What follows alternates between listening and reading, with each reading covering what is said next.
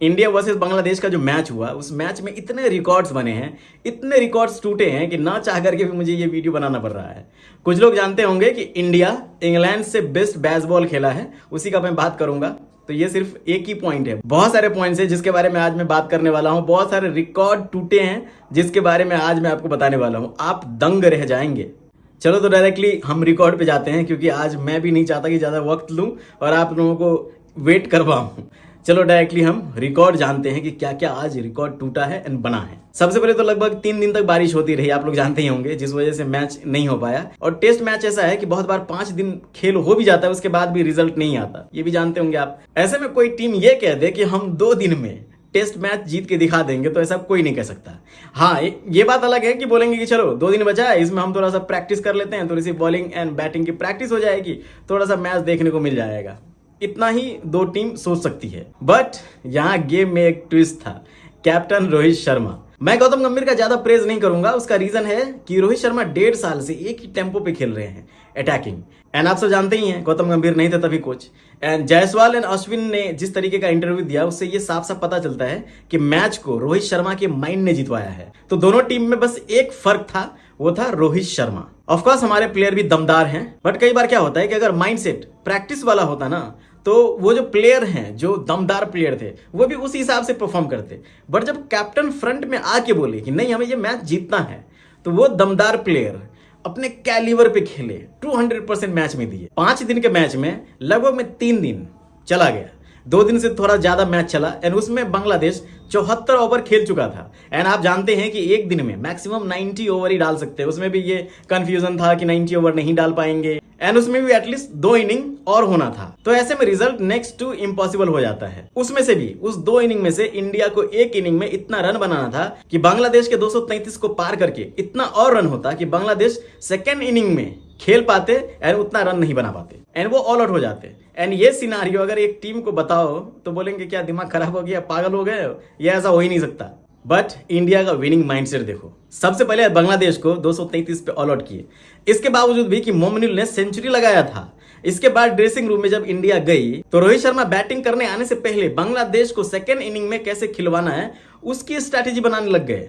देख रहे हो, विनिंग माइंडसेट। एंड अश्विन का ये बयान है कि रोहित शर्मा ने कहा था कि 80 ओवर बांग्लादेश के लिए बचा के रखना है ताकि उनको ऑल आउट कर सके, एंड हमें बस इतना ही ओवर में इतना रन बनाना है, इसलिए हमें अटैकिंग खेलना होगा। एंड अगर अटैकिंग खेलते हुए हम 230 के अंडर भी ऑल आउट हो गए तब भी कोई बात नहीं। एंड अश्विन ने कहा है कि ना ये रोहित शर्मा जुबान से बोले, बल्कि जब वो फील्ड पे गए तो बैटिंग में वो दिखाए भी। पहले ही बॉल पे छक्का लगाए, सेकेंड बॉल पे फिर से छक्का लगाए, एंड फिर यहां से टीम में एक जोश जगी कि हम कर सकते हैं। एंड जो टीम पाकिस्तान को घर में घुस के व्हाइट वॉश किया था, उस टीम को इंडिया वाले ने इतनी बेरहमी से पिटाई किया कि आज तक के टेस्ट हिस्ट्री में ऐसा कभी हुआ ही नहीं था। 3.5 ओवर में 55 रन, इतना तो T20 में भी नहीं बनाते। 14 ओवर में 127 रन, 17 ओवर में 141 रन, एंड 34.4 ओवर में 8.2 के औसत से 285 रन बना दिए।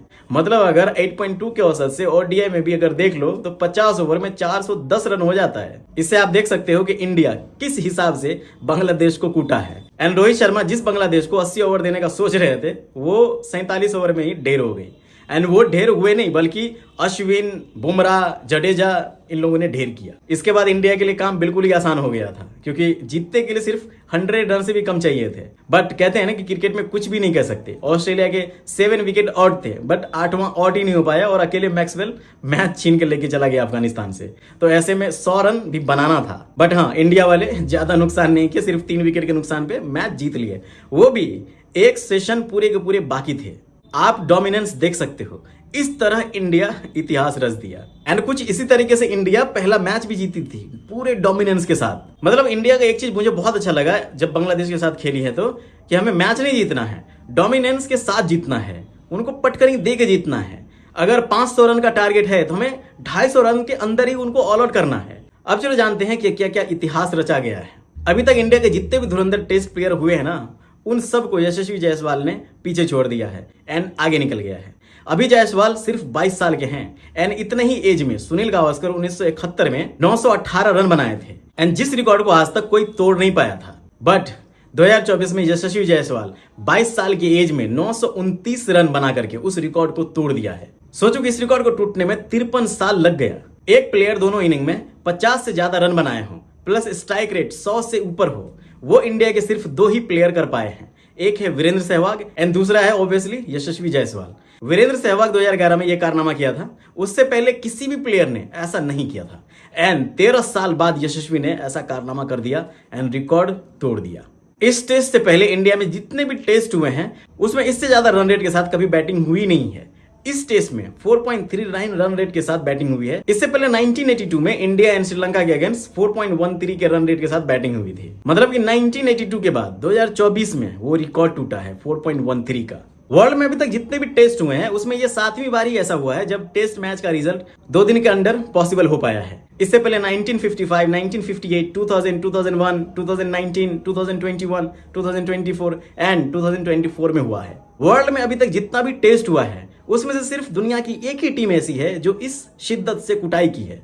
जो इंग्लैंड बेसबॉल की बात करते हैं वो बहुत पीछे हैं एंड इंडिया का नाम 7.36 के साथ टॉप पे आ गया है। वर्ल्ड में अभी तक जितना भी टेस्ट हुआ है उसमें कम से कम बॉल खेल करके मैच जीता जा सके ऐसा सिर्फ 4 ही बार इससे पहले हुआ था। 1932, 1935, 2005 एंड 2024 में 2 बार हुआ है एंड वो भी 2 बार इंडिया नहीं किया है। अब यहाँ भी इंग्लैंड इंडिया से बहुत पीछे है। इंग्लैंड का नाम इस लिस्ट में 1935 के बाद आया ही नहीं है। वहीं इंडिया सिर्फ 2024 में 2 बार ऐसा कारनामा कर चुकी है। तो बेसबॉल में इंग्लैंड जो हम करते हैं ना, इंडिया करना चालू करो, क्योंकि इंडिया सबसे अच्छा खेल रही है और सारा रिकॉर्ड इंडिया के फेवर में ही है। सबसे ज्यादा टेस्ट मैच जीतने में इंडिया अब 4थे नंबर पे आ चुकी है।